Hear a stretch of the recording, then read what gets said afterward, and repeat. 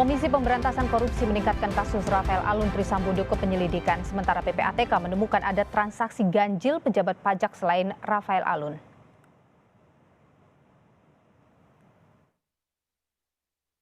Komisi Pemberantasan Korupsi KPK meningkatkan status kasus kepemilikan harta eks pejabat Dijen Pajak Rafael Alun Trisambodo ke tahap penyelidikan. Juru bicara KPK Ali Fikri mengatakan keputusan itu diambil berdasarkan informasi yang diperoleh dari hasil pemaparan tim LHKPN KPK. Termasuk untuk RAT tentu juga akan berikutnya dilakukan juga klarifikasi lebih lanjut mengenai data yang kemudian dibutuhkan oleh tim LHKPN. Terlebih sekarang sudah naik dalam proses penyelidikan, tentu bisa lebih dalam tim KPK untuk lebih memeriksa lebih jauh gitu ya terhadap kepemilikan harta yang di LHKPN ataukah kemudian di luar dari LHKPN.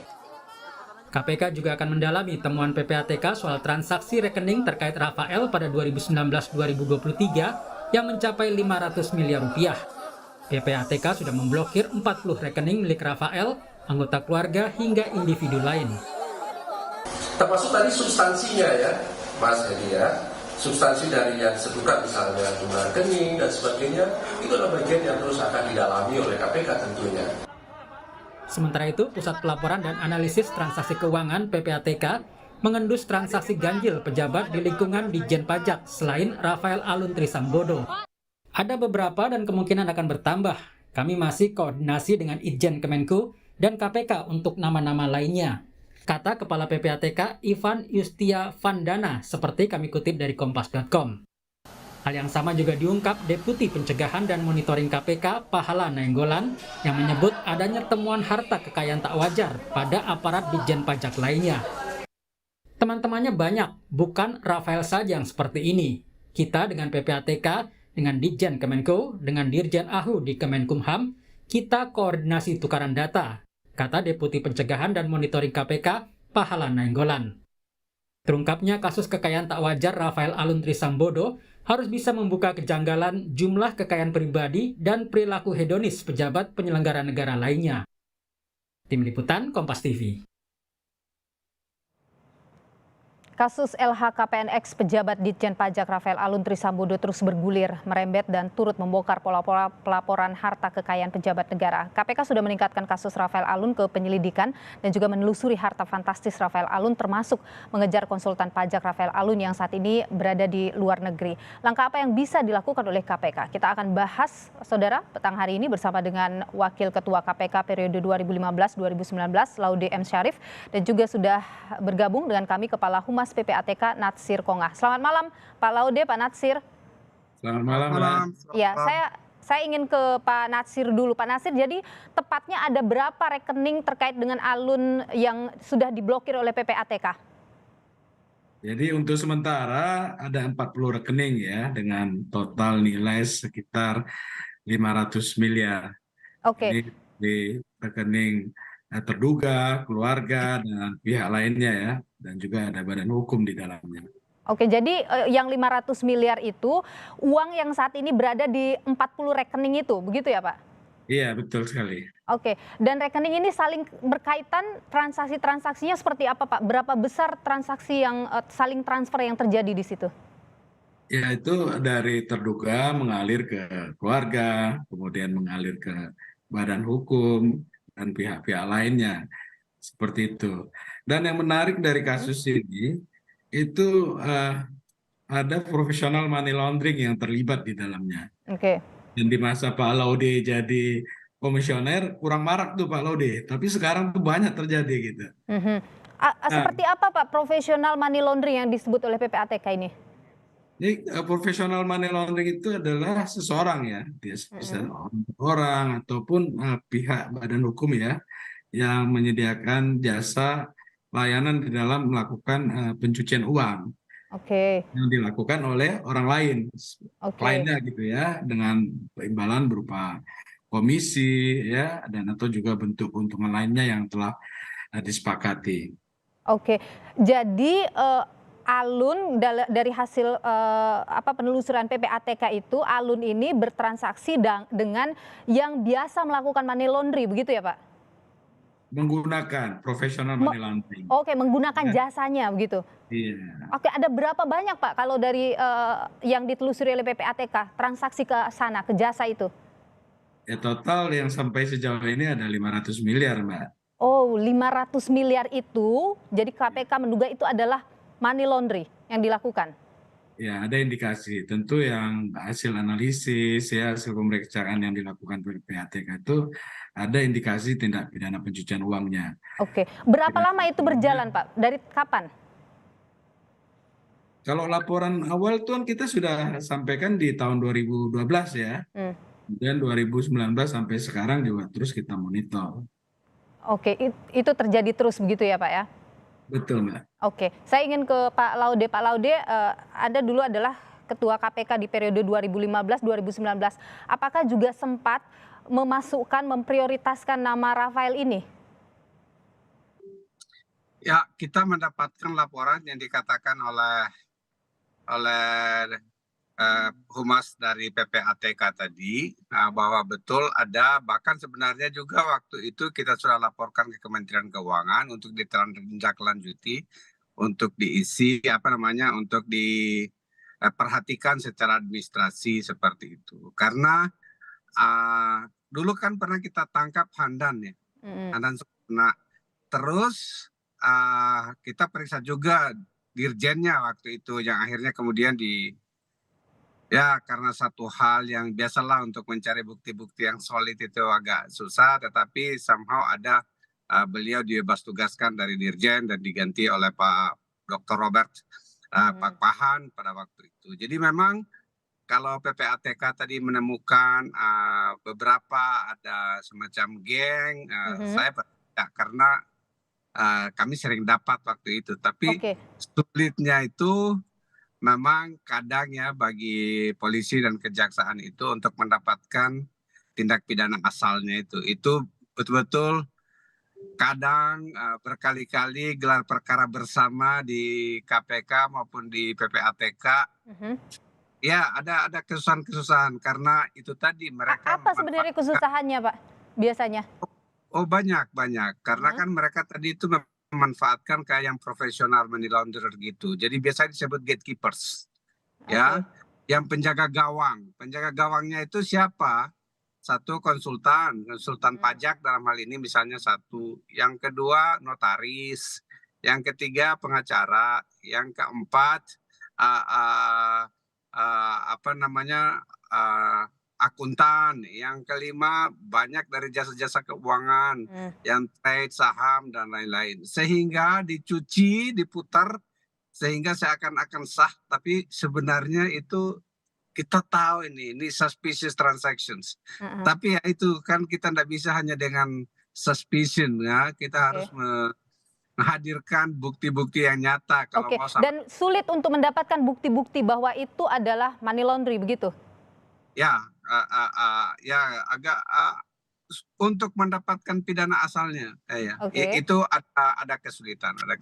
Tetapi mudah-mudahan dalam kasus yang ini, karena ini kerjasamanya lumayan solid, PPATK pasti membantu dan mudah-mudahan Dirjen AHU dan pihak bank mau betul-betul termasuk untuk mendapatkan yang melarikan diri itu. Kalau dia tadi kan Pak Natsir menyebut bahwa ada profesional money laundering yang ada di dalam transaksi Rafael, ada jasa gitu yang menyediakan soal money laundry itu. Apakah saat Anda menjabat sebagai ketua KPK atau di KPK saat itu orang-orang yang tadi disebut sebagai jasa money laundering itu juga dipantau oleh KPK, ditelusuri dan lain sebagainya? Tidak terlalu detail, tetapi bahwa kami mengetahui bahwa memang ada yang mengamankan ya itu, dan itu selalu menjadi topik diskusi kalau KPK dengan PPATK. Ya itu tadi yang saya sebut, orang-orang itu memang orang-orang profesional, sehingga itu seakan-akan memperlihatkan apa itu aset itu sebagai sesuatu yang sah. Bayangkan saja ya, kalau misalnya ada satu orang terus sampai 40 rekening seperti tadi yang dikatakan, ya itu siapa lagi kalau bukan jasa orang-orang yang paling pintar itu, yang merasa pintar itu. Oke. Kalau dari pantauan Anda, Anda di KPK dulu, berapa banyak sih jasa-jasa seperti itu ada dan kemudian bekerja sama atau terkait dengan para pejabat? Kan pejabat itu tentu adalah orang yang high priority ya kalau kita bicara mereka. Iya, iya, iya, ada beberapa ya, tetapi kita tidak tahu persis jumlahnya. Tetapi dari setiap kasus korupsi, bukan cuma money laundering ya, kasus suap bahkan itu kan jarang sekali tuh yang menerima langsung kan.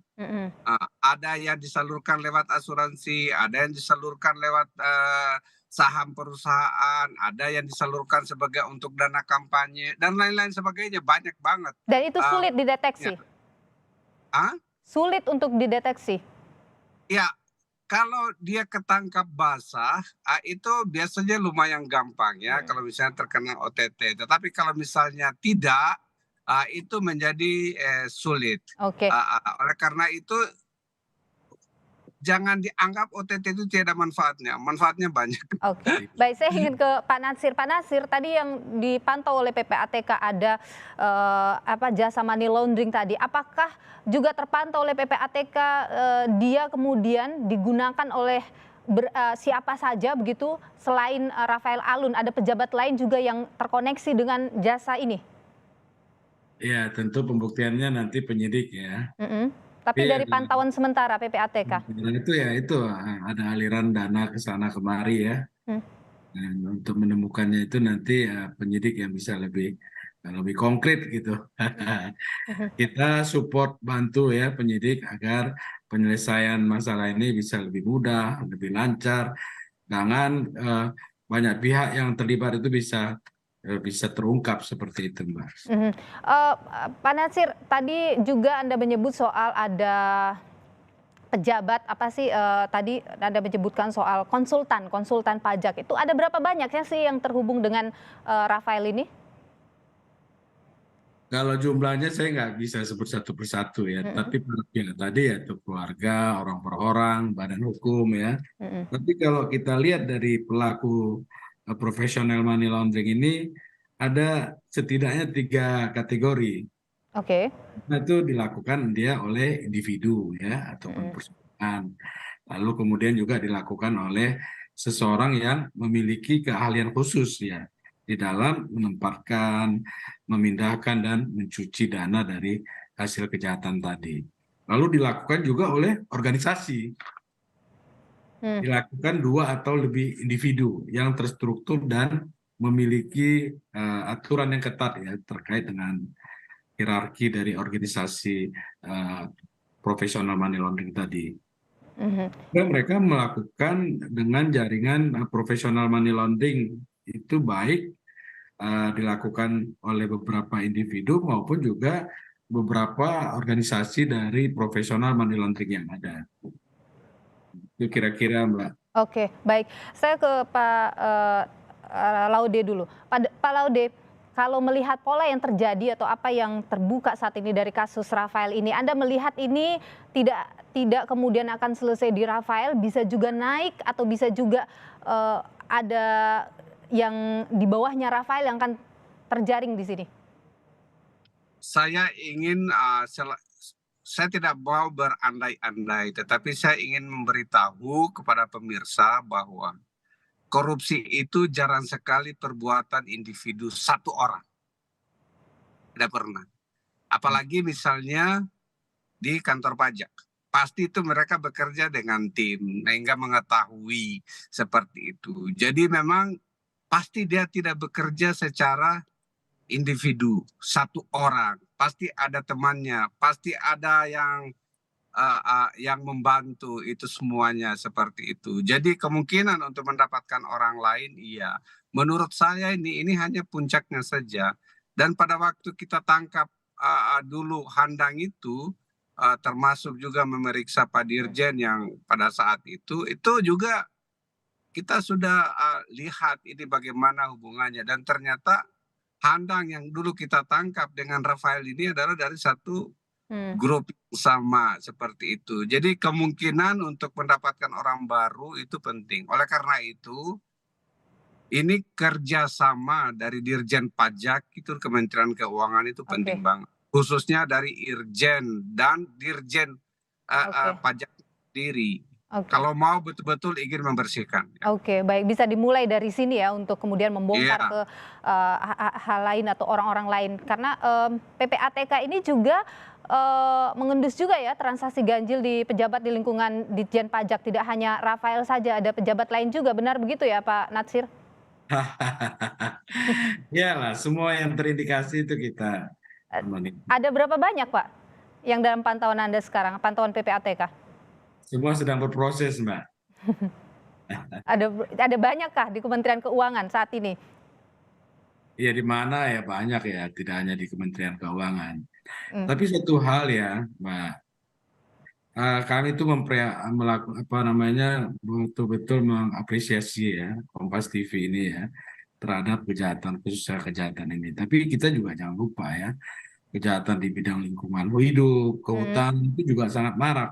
Artinya ya hemat kami juga itu jangan terabaikan juga gitu ya, selain kasus-kasus yang ada di lingkungan pajak ini seperti itu. Oke, Pak Natsir terakhir, tadi disebutkan bahwa ada juga pantauan kepada pejabat-pejabat yang lain, itu nilainya ada berapa banyak sih Pak Natsir? Saya belum bisa sampaikan sekarang, Mbak. Oke, tapi yang jelas banyak ya. Iya.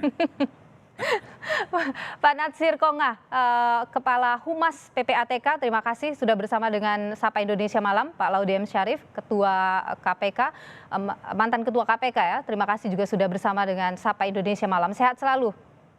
Terima kasih.